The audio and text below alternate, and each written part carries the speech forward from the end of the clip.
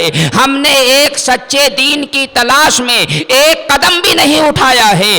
اسلام بڑی آسانی سے ہمیں مل گیا ہے, مگر اسلام جتنی آسانی سے ہمیں ملا ہے اتنی آسانی سے ہم تک پہنچنے میں ہمارے بزرگوں نے جو قربانیاں پیش کی ہیں, ہمارے بڑوں نے جو قربانیاں پیش کی ہیں, ان قربانیوں کو ہمیں یاد کرنا ہوگا, ان قربانیوں کو ہمیں تاریخ کے صفحات پر پڑھنا ہوگا, ان کی زندگی کا ہمیں مطالعہ کرنا ہوگا. عزیزان ملت اسلامیہ, آپ اندازہ کریں اور سوچیں کہ اسلام جیسے پاکیزہ مذہب نے ہمیں کیسی کرامت عطا فرمائی ہے, ہمیں کیسی عزت عطا فرمائی ہے, ہمیں کیسی شرافت عطا فرمائی ہے. ہمارے اندر ہمیں اللہ اسلام نے کتنے اونچے مقام پر فائز فرمایا ہے. جب آپ قرآن عظیم کا مطالعہ کریں گے, جب آپ نبی کونین کے مقدس فرامین کو پڑھیں گے, تو آپ کو پتہ چلے گا کہ اسلام جیسے مذہب نے, اسلام جیسے پاکیزہ دین نے صرف کلمہ پڑھ لینے کے نتیجے میں کتنی کرامتیں ہمیں عطا فرما دی ہیں, کتنی عزت عطا فرما دی ہے, کتنی بلندی عطا فرما دی ہے. آپ کیا نہیں جانتے, آپ نے علماء سے نہیں سنا ہے, کیا آپ نے اپنے مذہب و ملت کے قائدین سے نہیں سنا ہے کہ اللہ نے ہمیں اور آپ کو خیر امت بنا کر کے پیدا کیا ہے. اب میں یہیں پر یہ جملہ کہہ کر کے آگے بڑھ جاؤں کہ مجھے بتاؤ, کیا اللہ نے خیر امت بنایا ہے تو یہ خیر امت نماز کی بنیاد پر بنایا ہے؟ نہیں نہیں. عبادت کی بنیاد پر بنایا ہے؟ نہیں نہیں. ذکر و اذکار کی بنیاد پر بنایا؟ بالکل بھی نہیں. ریاضات و مجاہدات کی بنیاد پر بنایا؟ نہیں. شب داری کی بنیاد پر بنایا؟ بالکل بھی نہیں. قیام اللیل کی بنیاد پر بنایا؟ نہیں نہیں. تلاوت قرآن کی بنیاد پر؟ بالکل بھی نہیں. نہ عبادت کی بنیاد پر, نہ ریاضت کی بنیاد پر, نہ شب داری کی بنیاد پر, نہ قیام اللیل کی بنیاد پر, نہ تہجد گزاری کی بنیاد پر, نہ قرآن کریم کی تلاوت کی بنیاد پر. پھر اللہ نے خیر امت کیوں بنایا؟ اے پروردگار عالم, تیرے اور بھی رسول گزرے ہیں, ان رسولوں کی امت میں بھی تیرے محبوب بندے تھے, تیرے مقرب بندے تھے. حضرت سلیمان علیہ السلام کی زندگی کو دیکھ لے, ان کی امت میں حضرت آصف ابن برخیا جیسے اللہ کے ولی تھے, جنہوں نے حضرت بلقیس کے تخت کو میلوں دور سے اٹھا کر کے پلک جھپکتے بارگاہ سلیمانی میں حاضر کر دیا تھا. ایسے عظیم الشان ولی حضرت سلیمان علیہ السلام کی امت میں تھے, مگر اللہ نے ان کی امت کو خیر امت نہیں بنایا. حضرت ابراہیم کی امت کو خیر امت نہیں بنایا, حضرت موسیٰ کی امت کو خیر امت نہیں بنایا, حضرت عیسیٰ کی امت کو علیہم الصلاۃ والسلام خیر امت نہیں بنایا.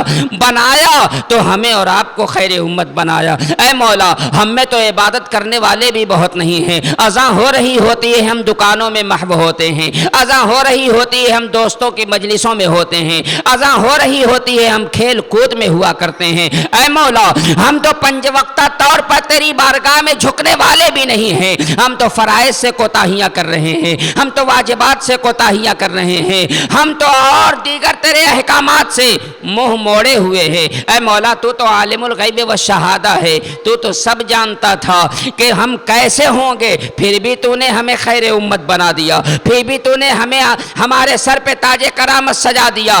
جواب ملے گا, اے سوچنے اور سوال کرنے والے سن, تیری عبادت کی بنیاد پر نہیں. اگر میں نے تجھے خیر امت بنایا ہے تو اپنے محبوب کی نسبت کی بنیاد پر بنایا ہے.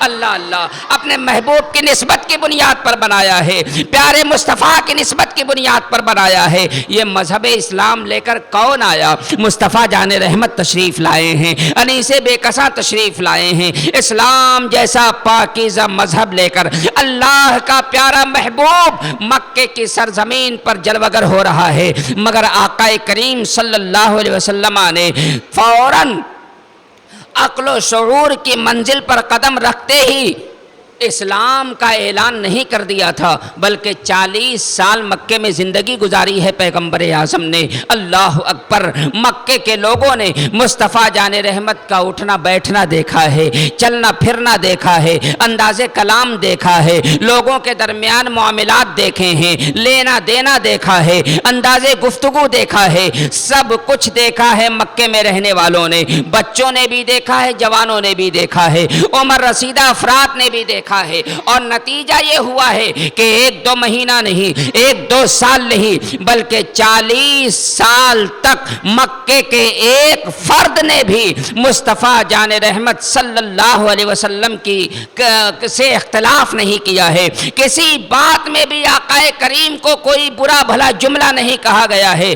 سب یہ کہتے تھے محمد بڑے امانت دار ہیں، محمد بڑے سچے ہیں، محمد وعدہ خلافی کرنے والے نہیں ہیں۔ 40 سال تک پیغمبر اعظم نے مکے کی سرزمین پر اپنی صداقت کا لوہا منوایا ہے، اپنی امانت کا لوہا منوایا ہے، اپنی دیانت داری کا لوہا منوایا ہے۔ اور 40 سال کے بعد اب میں آپ کو لاتا ہوں کہ اسلام کتنی مشقت سے آیا ہے ہم تک۔ آپ آقا کریم کی زندگی بس پڑھ لیں، نبی کونین کی زندگی کے بعد پھر کچھ اور بیان کرنے کی ضرورت نہیں ہے۔ آقا کریم نے 40 سال تک زندگی گزاری ہے مکے کی سرزمین پر، ایسے لوگوں کے درمیان زندگی گزار رہے ہیں جہاں چاروں طرف بت پرستی کا ماحول ہے۔ اللہ وحدہ لا شریک کو لوگ اکثریت کے حواسات اللہ وحدہ لا شریک کو لوگ نہیں جانتے۔ مکے کی سرزمین پر چاروں طرف پتھر ہی پتھر نظر آ رہے ہیں، انسان تو نظر آتے ہیں مگر سمجھنے اور سوچنے کی صلاحیت نہیں ہے ان کے اندر۔ ایسے ماحول میں پیغمبر اعظم زندگی گزار رہے ہیں، مگر 40 سال کے بعد آقا کریم صلی اللہ علیہ وسلم نے جب فاران کی چوٹی پر کھڑے ہو کر کے یہ کہا تھا، یا معاشر قریش، اے قریش کے لوگوں، قولوا لا الہ الا اللہ تفلحوا، لا الہ الا اللہ پڑھ لو کامیاب ہو جاؤ گے۔ جب یہ اعلان آقا کریم نے کیا تھا مکے میں فاران کی چوٹی سے، جب پیغمبر اعظم نے یہ کلمہ حق بلند کیا تھا کہ لا الہ الا اللہ پڑھ لو کامیاب ہو جاؤ گے، تو وہی لوگ جنہوں نے 40 سالہ زندگی دیکھی تھی مصطفیٰ جان رحمت کی، جنہوں نے 40 سالہ کردار دیکھا تھا مصطفیٰ جان رحمت کا،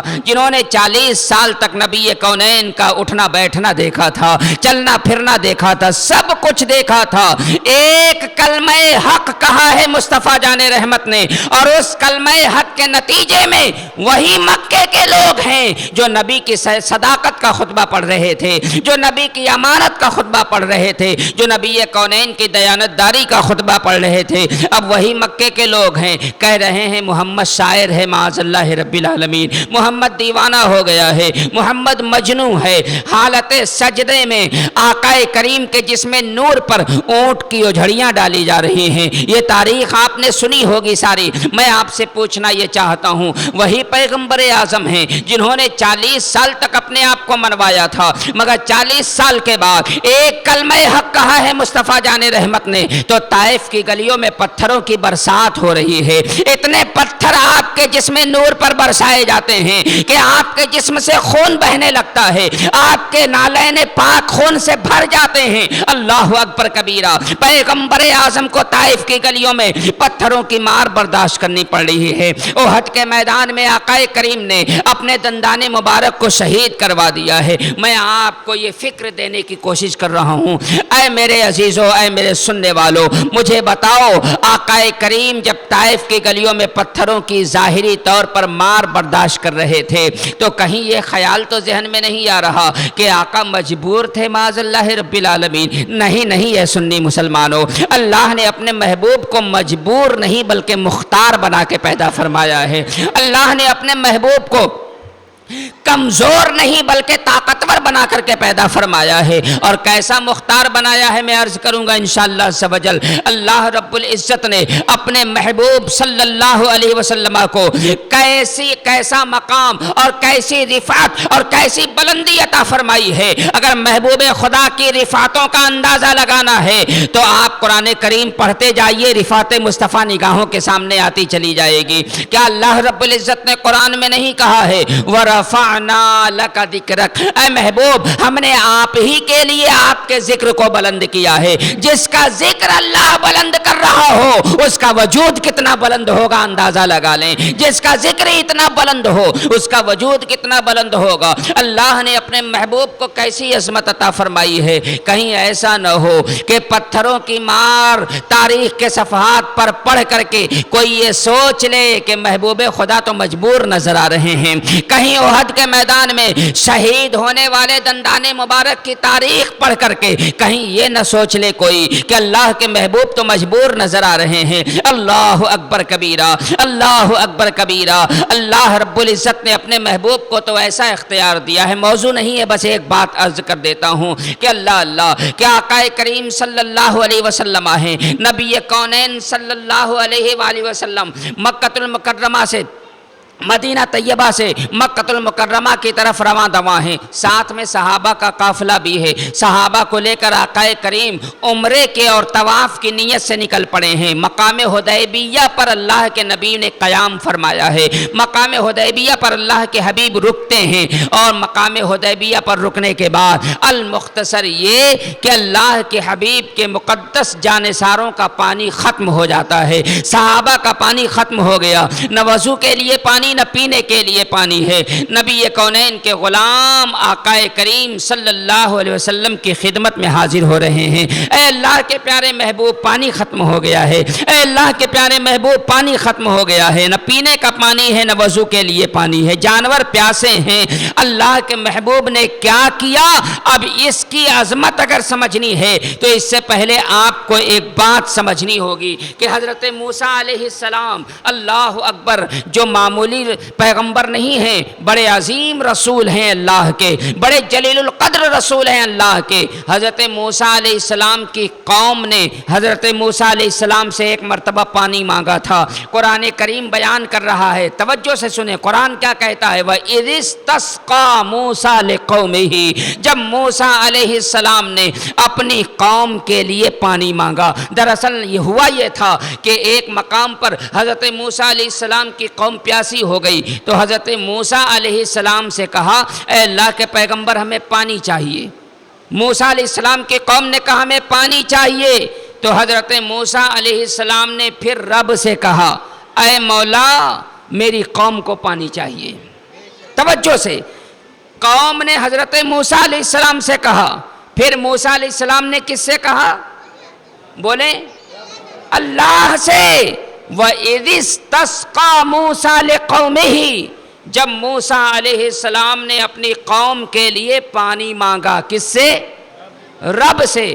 قوم نے موسیٰ سے مانگا، موسیٰ علیہ السلام نے وہاں کس سے مانگا؟ رب سے مانگا۔ اور جب رب سے مانگا تو کیا ہوا؟ اللہ پاک نے فرمایا فَقُلْنَا اضْرِب بِعَصَاكَ الْحَجَرَ، بات پوری کر دوں میں اسے۔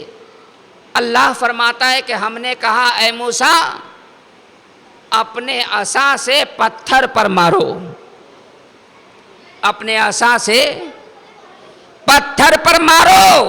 ایک پتھر تھا، حضرت موسیٰ علیہ السلام نے حکم خدا ملنے کے بعد، توجہ سے، حکم بولیں خدا ملنے کے بعد اپنے عصا کو پتھر پہ مارا، اور جب پتھر پہ مارا فَانْفَجَرَتْ مِنْهُ اثْنَتَا عَشْرَةَ عَيْنًا، تو قرآن کہتا ہے اس پتھر سے 12 چشمے پھوٹ کر بہنے لگے۔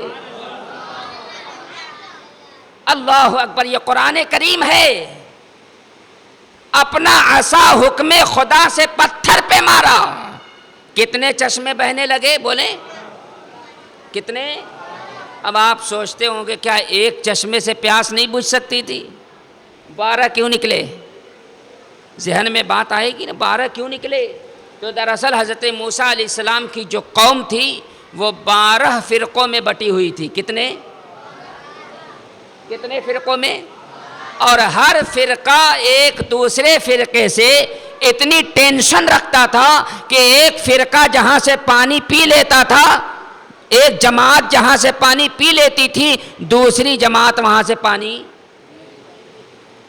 تو اللہ نے ایک عصائے موسیٰ کی ضرب سے کتنے چشمے نکالے؟ اے مولا ایک ہی نکال دیتا، جس کو طلب ہوتی پیتا، نہیں ہوتی پیاسا مر جاتا۔ پانی تو موجود تھا، پانی ہوتے ہوئے کوئی نہ پیے اس کی خطا ہے۔ 12 کیوں نکالے؟ تو یاد رکھنا اللہ کے محبوبوں کے در سے جب کوئی چیز ملتی ہے تو وہاں پر کوئی نامراد نہیں ہوتا بلکہ سب کو ملا کرتی ہے. سمجھ آئی بات؟ سب کو ملا کرتی ہے. اب مجھے جو بتانا ہے عظمت نبی بتا رہا ہوں نا میں، کہ اللہ نے اپنے محبوب کو کیسی شان دی. طائف کی گلیوں کا پتھر دیکھ کر کے مجبور مت سمجھنا، احد کے میدان میں دندان مبارک کی شہادت پڑھ کر کے مجبور مت سمجھنا. ارے وہ تو ایسی شان والے کہ جب موسیٰ علیہ السلام کی قوم پانی مانگے تو موسیٰ کو رب سے کہنا پڑتا ہے اے مولا میری قوم کو پانی چاہیے. پھر رب کہتا ہے موسیٰ یہ کام کرو، پھر موسیٰ علیہ السلام وہ کام کرتے ہیں تب پانی ملتا ہے. یہ قرآن کہتا ہے. سمجھ آئی بات؟ مگر حدیبیہ کے مقام پر جب نبی کے غلاموں کو پانی چاہیے تھا، جب نبی کے غلام نے نبی سے کہا آقا پانی چاہیے، آقا پانی چاہیے، تو نبی کونین نے اس وقت رب سے نہیں کہا مولا. میرے آقا صلی اللہ علیہ وسلم نے ارشاد فرمایا پیالہ ہے، کٹورا ہے، کٹورا لایا گیا.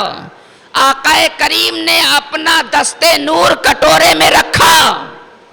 صحابہ فرماتے ہم نے دیکھا کہ نبی کی انگلیوں کی کھائیوں سے پانی کے چشمے بہنے لگے. یہ شان ہے مصطفیٰ جان رحمت کی. اللہ کے حبیب نے رب سے کیوں نہیں کہا؟ غلاموں نے پانی مانگا، نبی نے فوراً عطا کر دیا. وہ بھی کیسے؟ اندازہ کریں. موسیٰ کو پانی ملا، وہ بھی مانگنے کے بعد تو پتھر سے نکلا، اور نبی کونین اپنے غلاموں کو پانی عطا کر رہے ہیں تو کہاں سے؟ انگلیوں کی کھائیوں سے.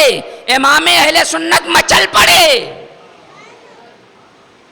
سنیوں کا امام جھوم اٹھا، بریلی کی سرزمین سے آواز گونجی انگلیاں ہیں فیض پر، ٹوٹے ہیں پیاسے جھوم کر، ندیاں پنجاب رحمت کی ہیں جاری. واہ واہ. اسی لیے تو دوسری جگہ سیدی سرکار اعلی حضرت امام اہل سنت مجدد اعظم دین و ملت سیدی امام احمد رضا خان فاضل بریلوی علیہ الرحمت و رضوان فرماتے ہیں کہ سب سے اولا وہ اعلی ہمارا نبی، سب سے بالا وہ اعلی ہمارا نبی. اور کون دیتا ہے؟ دینے کو منہ چاہیے، دینے والا ہے سچا ہمارا نبی. سمجھ آئی بات؟ یہ شان ہے مصطفیٰ جان رحمت کی. ایسی عظمتیں اللہ نے پہلے ہی سے سب کچھ اختیار دے رکھا ہے، اب مانگنے کی ضرورت نہیں ہے. اس نبی کی شان اور عظمت تو یہ ہے، اللہ اکبر، کہ نبی کونین صلی اللہ علیہ وآلہ وسلم. درود پاک پڑھ لیں. بہت ڈسٹرب ہو رہا ہے، ایک کیوں کان تک آواز آ رہی ہے بہت. درود پاک پڑھیں ایک بار. اللہم صلی وسلم بارک علی محمد وعلی آل محمد معدل الجود والکرم وآلہ الکرام وابنہ الکریم اجمعین. درود پاک پڑھتے رہیں آپ لوگ. مولا صلی وسلم دائما ابدا علی حبیبک خیر الخلق کلہم صلاۃ و سلام علیک دائما یا حبیبی یا آقی یا رسول اللہ صلی اللہ تعالی علیہ وسلم. اللہم صلی علی سیدنا و شفیعنا و نبینا و طبیب قلوبنا و مولانا محمد مبارک وسلم. صلو علیہ صلاۃ و سلام علیک یا رسول اللہ صلی اللہ علیہ وآلہ وسلم. تو میں یہ عرض کر رہا تھا ایسی عظمت و شان. اللہ اکبر.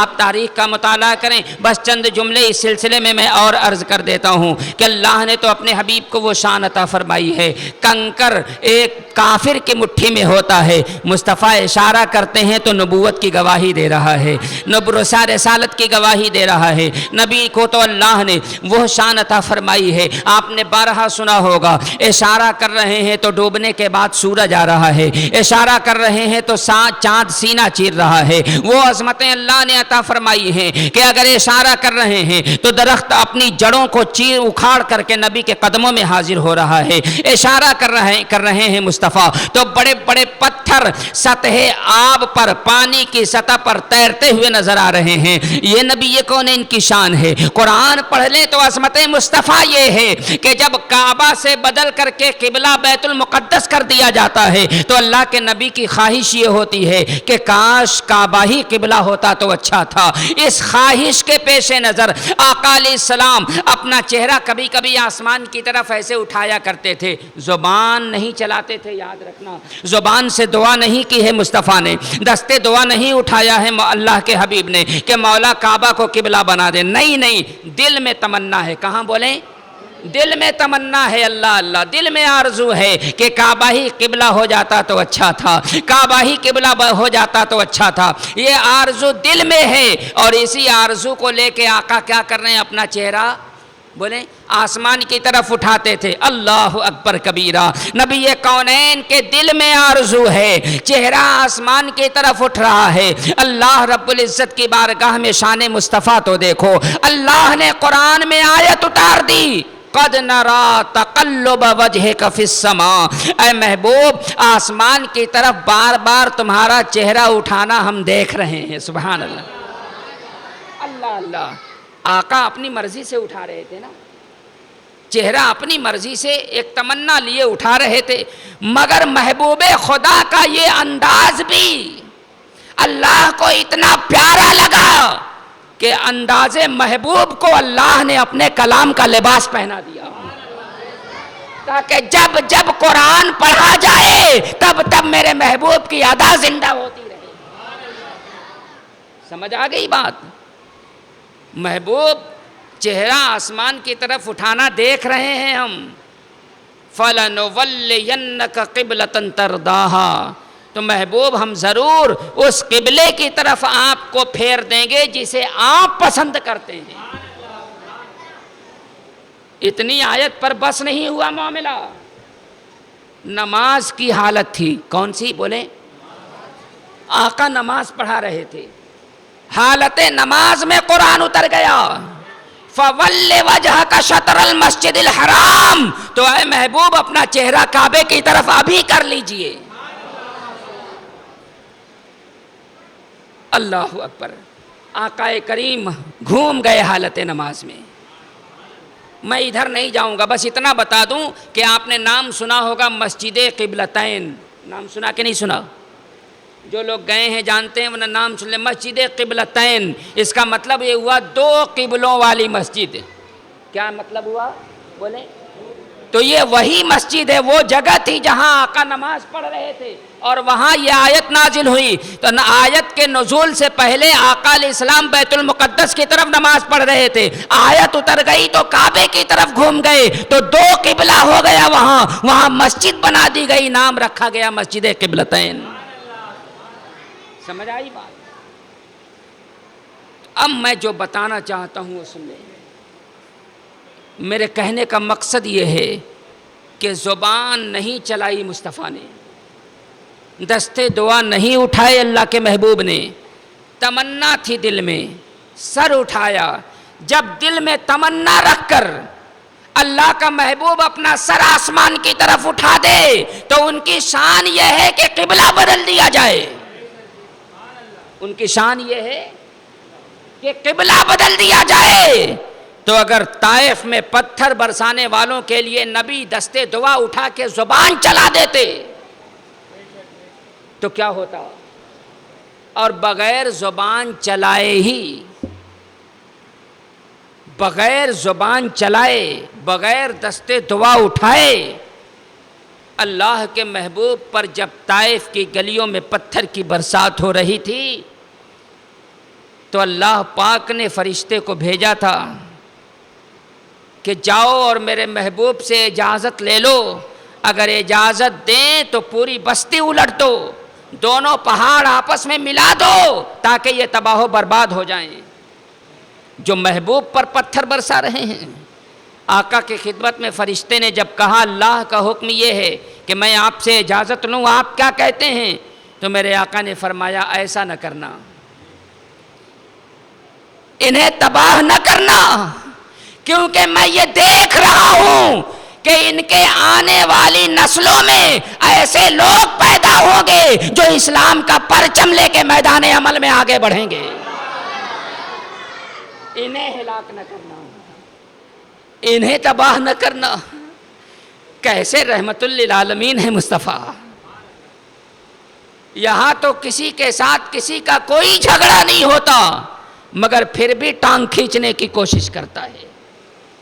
مگر مصطفیٰ جان رحمت کا ایک امتی کہلانے والا، اپنے آپ کو وفاداری کا نعرہ لگانے والا، کیا نبی کی یہ سیرت نہیں جانتا کہ وہاں تو حقیقت میں پتھر برسائے جا رہے تھے، جسم سے خون بھی بہہ رہا ہے، مگر مصطفیٰ کہہ رہے ہیں انہیں تباہ نہ کیا جائے، کیونکہ ان کی ہی نسلوں میں ایسے لوگ پیدا ہوں گے جو اسلام کا پرچم لے کے آگے بڑھیں گے. مصطفیٰ مجبور نہیں تھے، میرا نبی مجبور نہیں تھا، اللہ کے حبیب مجبور نہیں تھے. اللہ نے مختار بنا کے پیدا کیا، مگر اس کے باوجود بھی نبی کونین نے ظاہری طور پر پتھر کی مار برداشت کی ہے، تب اسلام ہم تک پہنچا ہے. نبی کونین نے اپنے دندان مبارک شہید کرائے ہیں، تب اسلام ہم تک پہنچا ہے.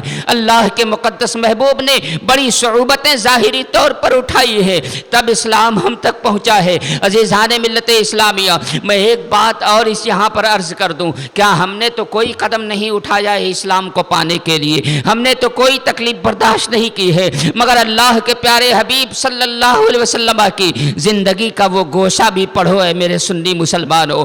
اللہ اللہ، آقا کریم صلی اللہ علیہ وسلم کو جب پورے خاندان کے ساتھ، پورے گھر والوں کے ساتھ شعب ابی طالب میں محصور کر دیا گیا ہے، ایک پہاڑ کی گھاٹی میں بند کر دیا گیا. نتیجہ کیا ہوا تھا؟ نہ کھانا ہے نہ پانی ہے. کیا کھایا گیا؟ سوکھے چمڑے. کون؟ اللہ کا وہ محبوب جن کے نام پاک کے صدقے میں پوری کائنات پل رہی ہے، جن کے صدقے میں کائنات کھا رہی ہے. آج کئی سال تک شعب ابی طالب کے اندر انہیں محصور کر دیا گیا.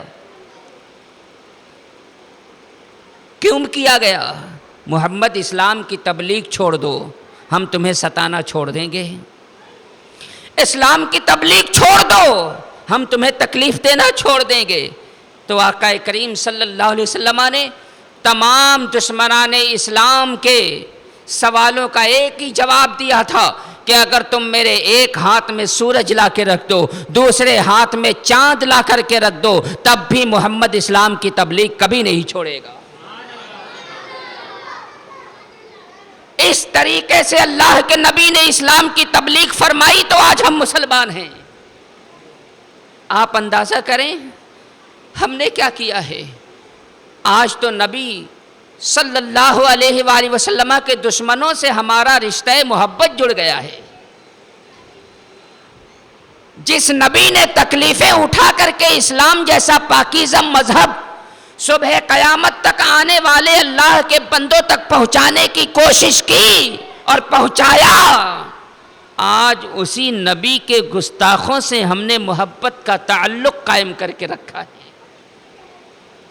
نبی کونین کے گستاخوں سے ہم محبت کی باتیں کرتے ہیں. آپ قرآن کریم اٹھا کر کے پڑھ لیں، میں قرآن پڑھ کے بتاتا ہوں آپ کو. اب جس کو قرآن ہی پر یقین نہ ہو، ہمیں ان کے ساتھ، بس میں آگے کیا کہوں، ہمارا کوئی ربط نہیں ہے ان کے ساتھ. قرآن کریم کی ایک ایک آیت کا ایک ایک حرف، اس کی صداقت پر ہمارا ایمان ہے. اب قرآن کیا کہتا ہے سن لیں. سورہ مجادلہ کی آخری آیتیں پڑھیں. سورہ مجادلہ کی 22ویں آیت قرآن کریم میں اللہ رب العزت فرماتا ہے، قل لا تجد قوما یؤمنون باللہ والیوم الآخر یوادون من حاد اللہ ورسولہ ولو كانوا آباءهم او ابناءهم او اخوانهم او عشیرتہم الی آخر الآیہ۔ مطلب یہ ہے اے محبوب آپ فرما دیں لا تجد قوما یؤمنون باللہ والیوم الآخر، آپ ایسی قوم اور ایسے لوگ نہیں پائیں گے جو اللہ پر ایمان لانے کا دعویٰ کر رہی ہو، یوم آخرت پر ایمان لانے کا دعویٰ کر رہی ہو۔ اے محبوب آپ ایسے لوگوں کو نہیں دیکھیں گے کہ جو اللہ پر بھی ایمان رکھتا ہو اور یوم آخرت پر بھی ایمان رکھتا ہو، اور اس کا اعلان کرنے کے بعد وہ کیا کرتا ہو، یعادون، یہ دوستی کرتے ہوں ان لوگوں سے جو اللہ و رسول سے دشمنی کرتے ہیں۔ اللہ و رسول سے دشمنی کرنے والوں سے کبھی ایمان والے دوستی نہیں کر سکتے، یہ